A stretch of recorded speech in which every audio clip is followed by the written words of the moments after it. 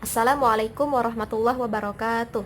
Saya Yovina Oktaviani dari kelompok 2 mata kuliah Bioteknologi. Di sini saya akan melanjutkan pemaparan materi dari anggota kelompok saya sebelumnya. Pada kali ini saya akan menjelaskan pembahasan mengenai organel sel, baik itu prokaryotik dan juga eukaryotik. Nah, pada kali ini ada 5 poin yang akan saya bahas. Yang pertama ada membran sel, kemudian dinding sel, vakuola, retikulum endoplasma, dan ribosom. Nah, sebelum itu saya akan menjelaskan sedikit materi mengenai organel sel yang ada pada prokariot dan eukariot. Nah, pada sel prokariotik atau prokariot ini memiliki organel sel sebanyak dua, yaitu ribosom dan nukleid atau nukleus. Nah, hanya saja pada strukturnya tidak sekompleks yang dimiliki oleh sel eukariotik. Namun, pada fungsi ini sama persis fungsinya dengan sel eukariotik. Nah, langsung saja ya kita masuk ke pembahasan. Pada kali ini ada membran sel dan juga dinding sel yang akan saya bahas ya teman-teman. Nah, sebenarnya membran dan juga dinding sel ini bukan termasuk ke dalam organel sel. Namun, karena membran dan juga dinding ini masih masuk ke dalam ruang lingkup dari sitoplasma dan organel-organelnya, maka dimasukkan ke dalam pembahasan ini. Nah, baiklah langsung saja kita bahas mengenai membran sel. Membran sel ini merupakan lapisan luar dari sitoplasma yang bersifat fleksibel dan juga berfungsi dalam melindungi sel dan mempertahankan bentuk sel serta mencegah isi dari sitoplasma tadi keluar dari sel tadi ya. Nah, membran sel ini bersifat selektif permeabel. Dinamakan dengan selektif permeabel dikarenakan membran sel ini bersifat selektif terhadap zat-zat asing atau molekul-molekul yang ingin memasuki sel. Seperti halnya pada satpam di suatu instansi. Ketika ada tamu atau orang asing yang ingin memasuki instansi, maka harus melalui satpam terlebih dahulu. Jika kata satpam oke, dikonfirmasi, dan juga satpam ini menyatakan bahwa tamu atau orang asing tadi tidak bersifat membahayakan atau merugikan dari instansi tadi, maka diperbolehkan masuk. Nah, jika sebaliknya, maka tamu tadi atau orang asing tadi tidak diperbolehkan masuk. Sama halnya dengan membran sel. Jika ada zat asing atau molekul yang ingin memasuki sel dan juga lolos melalui membran sel, maka ya pasti boleh masuk. Namun ketika tidak lolos dari membran sel ini, maka langsung dikeluarkan dari si membran sel tadi. Nah, contohnya pada itu bersifat patogen ya, baik itu virus maupun bakteri. Nah, baiklah, ini adalah struktur dari membran sel, bisa dilihat di bawah. Nah, bentuk dari membran sel ini seperti martabak ya teman-teman. Nah, di situ ada tulisan lipid bilayer. Dinamakan dengan lipid bilayer dikarenakan ada dua lapisan lemak, bagian atas dan juga bagian bawahnya. Nah, bisa dilihat di situ. Selanjutnya ada protein. Pada membran sel ini ada dua jenis protein, ada protein integral atau protein transport dan juga protein perifer atau protein tepi. Nah, seperti namanya, protein integral ini berarti protein utama yang struktur atau bentuknya ini menembus antara lapisan permukaan bagian atas sampai lapisan bawahnya, dia tembus. Nah, protein protein transport atau integral ini berperan sebagai jalur keluar masuknya molekul atau zat asing yang ingin memasukin sel ataupun yang ingin keluar dari sel. Nah, bisa dilihat ya. Kemudian ada protein yang kedua yaitu protein perifer, yaitu protein yang menempel di bagian tepi atau permukaan bagian atas maupun bawah dari si membran sel tadi. Nah, selanjutnya ada fosfolipid. Fosfolipid bisa dilihat ya. Fosfolipid ini ada kepala di atas ini dan juga ekor bagian sini. Nah, kepalanya ini mengandung komponen atau fosfat, zat fosfat ya. Nah, dan kepalanya ini bersifat hidrofilik atau suka dengan air. Selanjutnya ada ekornya. Ekornya ini mengandung komponen lipid atau lemak. Nah, di sini ekornya ini bersifat hidrofobik atau takut dengan air. Nah, bisa dilihat. Kemudian ada rantai, di situ ada rantai karbohidrat. Nah, rantai karbohidrat ini atau glukosa, jika dia menempel atau berikatan dengan protein, baik itu integral dan juga perifer, maka akan disebut dengan rantai glikoprotein, gabungan antara glukosa dan protein. Nah, bisa dipahami ya teman-teman, ini strukturnya. Kemudian yang kedua ada dinding sel. Nah, ini dinding sel, bisa dilihat. Nah, dinding sel ini merupakan lapisan yang paling luar dari sel, sama fungsinya dengan membran sel, sama-sama melindungi dan mempertahankan bentuk sel. Namun, yang membedakannya hanya kekakuan antara keduanya.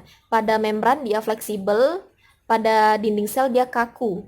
Nah, kaku dikarenakan dinding sel ini mengandung komponen selulosa yang menyebabkan kekakuan pada sel dan juga turginitas pada sel. Nah, dinding sel ini terdapat pada sel eukariot, pada tumbuhan, dan juga sel prokariot. Dinding sel ini terdapat 3 komponen pembentuknya. Ada dinding primer seperti yang pada gambar ya, dinding primer, lamela, dan dinding sekunder. Nah, dinding primer ini terbentuknya ketika awal dari pertumbuhan si tumbuhan sampai mati. Jadi selama tumbuhan itu hidup, dinding primer ini akan beregenerasi terus. Dan regenerasi di dinding primer ini dibantu oleh lamela yang berada di antara dinding primer dan dinding sekunder. Dia di tengah-tengah sebagai perekat. Jadi lamela ini fungsinya sebagai perekat antara primer dan sekunder. Nah, lamela ini juga berperan dalam mendorong atau memberikan asupan untuk dinding primer agar tetap beregenerasi. Nah, selanjutnya, ketika tumbuhan masuk ke dalam fase pertumbuhan sekunder atau proses melebarnya diameter batang, tingginya tumbuhan, dan sebagainya, maka dinding sel yang sekunder akan terbentuk pada saat itu. Nah, jadi urutannya seperti pada gambar ya, ada sitoplasma, kemudian habis sitoplasma ada membran sel yang melindunginya, kemudian ada dinding yang sekunder, lalu ada lamela, dan yang terakhir ada dinding primer. Nah, masing-masing dari 3 komponen pembentuk dinding sel ini memiliki komponen yang beragam atau bervariasi. Yang pertama ada dinding primer, itu mengandung pektin, selulosa, dan hemiselulosa. Selanjutnya ada lamela yang mengandung ion kalsium dan ion magnesium. Dan yang terakhir ada dinding sekunder yang mengandung sama seperti dengan dinding yang primer, namun dia ada tambahan yaitu lignin atau zat kayu. Nah, maka dari itu pada pertumbuhan sekunder, pada tumbuhan khususnya tumbuhan yang berkayu ya teman-teman, maka zat kayu yang ada pada dinding sekunder ini sangat diperlukan sekali bagi tumbuhan. Kemudian zat kayu yang ada pada tumbuhan ini pada pertumbuhan sekunder akan dimanfaatkan oleh kehidupan manusia. Nah, bisa dilihat ya, ini adalah struktur dari dinding sel. Ini sel tumbuhan, teman-teman. Nah, berikutnya ada organel vakuola. Tereng. Nih. Vakuola ini merupakan organel yang berbentuk seperti kantong atau rongga besar. Nah, dia ini terdapat pada sel eukariot, baik itu hewan maupun tumbuhan. Namun sel yang saya tampilkan ini, vakuola yang saya tampilkan ini merupakan vakuola yang terdapat pada sel tumbuhan. Jika pada sel hewan, memang ada, namun tidak semuanya ada, dan juga ukurannya lebih kecil, bahkan sangat kecil dan hampir tidak kelihatan. Nah, pada tumbuhan dia memiliki ukuran yang besar. Bisa dilihat ya. Di situ ada tonoplas, kemudian ada sel sap, dan juga ada central vacuole. Nah, yang pertama ialah tonoplas. Tonoplas ini merupakan lapisan terluar dari vakuola atau selaput yang melindungi dari vakuola tadi. Nah, kemudian ada sel sap atau sap cell. Nah, itu sama saja yaitu bahasa Inggrisnya. Nah, sap cell ini dia merupakan cairan dari vakuola tadi, isi dari vakuola tadi yang berperan dalam sebagai hasil metabolisme sel, kemudian zat sisa makanan dari sel tadi, dan berperan dalam turgor, mempertahankan tekanan turgor pada sel tumbuhan. Nah, berikutnya itu ada central vacuole. Central vacuole itu maksudnya pusat dari vakuola yang berada di tengah pastinya. Nah, bisa dilihat ya. Baiklah, organel yang berikutnya ialah retikulum endoplasma atau yang sering kita sebut dengan RE. Nih gambarnya. Nah, bedain saja ke sini. Nah, sini saja. Nah, RE ini merupakan organel sel yang terdapat di seluruh sel eukariotik. Nah, jadi hewan maupun tumbuhan ada organel sel yang RE ini. Nah, RE ini merupakan organel sel yang bentuknya itu seperti saluran yang berkelok-kelok. Bisa dilihat ya, atau seperti kantong pipih yang berkelok-kelok. Nah, di sini RE terbagi menjadi 2 sesuai dengan struktur dan juga fungsinya, yaitu RE kasar dan RE halus. Nah, dinamakan dengan RE kasar dikarenakan pada RE ini ditempeli oleh ribosom. Ribosom ini merupakan organel sel yang kecil seperti butiran atau granula yang menempeli RE, dan karena ditempeli oleh ribosom tadi, maka RE kasar ini berperan dalam sintesis protein. Nah, namun jangan keliru teman-teman, pada RE kasar ini peran pentingnya sebenarnya itu hanya menampung dan mengedarkan sintesis protein yang dilakukan oleh ribosom. Yang mensintesis protein tadi hanya ribosom. Nah, ketika protein sudah disintesis oleh ribosom, maka hasil dari sintesis protein tadi akan ditampung oleh RE kasar dan diedarkan karena dia berkelok-kelok. Jadi dia melalui kelokan tadi dia mengedarkan ke seluruh organel yang ada di sitoplasma sel. Nah, kemudian pada RE halus ini tidak ditempeli oleh ribosom sehingga fungsinya berbeda dari RE kasar. Nah, pada RE halus ini dia berperan dalam sintesis lipid atau lemak. Nah, bisa dilihat ya. Di situ ada sisterna atau cisternate space di situ ya.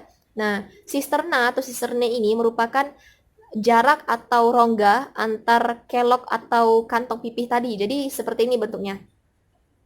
Nah, umpamaannya seperti ini ya teman-teman. Kantong pipih. Jadi sisternae itu bagian tengah sini.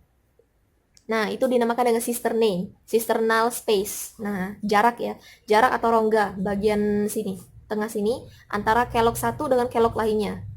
Nah, berikutnya, nah ya saya lupa jelasin, RE ini letaknya di dekat nukleus atau inti sel, berdekatan sekali. Nah, jadi bisa dilihat ya di situ gambarnya ada nuklear pore, kemudian ada nuklear envelope. Di situ nuklear pore ini merupakan pori dari nukleus atau nuklear. Kemudian ada envelope pore, envelope nuklear. Maksudnya itu apa? Selaput atau membran yang menyelubungi nukleus tadi. Ya, nukleusnya akan dijelaskan oleh anggota kelompok saya berikutnya ya. Nah, selanjutnya ada ribosom. Ribosom ini digabungkan dengan RE dikarenakan memiliki hubungan yang erat antara ribosom dan RE. Nah, namun ribosom ini memiliki dua tipe. Tipe yang pertama ialah melekat pada RE dan tipe kedua ialah ribosom yang mengambang bebas di sitoplasma. Nah, pada ribosom yang menempel di RE ini fungsinya sebagai sintesis protein. Sama halnya dengan yang mengambang bebas di sitoplasma, sama-sama mensintesis protein, namun beda kondisinya. Ada kondisi yang menempel pada organel sel lain yaitu RE dan kondisi yang bebas mengambang di sitoplasma sel. Nah, itu saja. Sekian dari saya, semoga bermanfaat dan juga semoga dapat dipahami dengan mudah. Terima kasih, saya akhiri. Wassalamualaikum warahmatullahi wabarakatuh.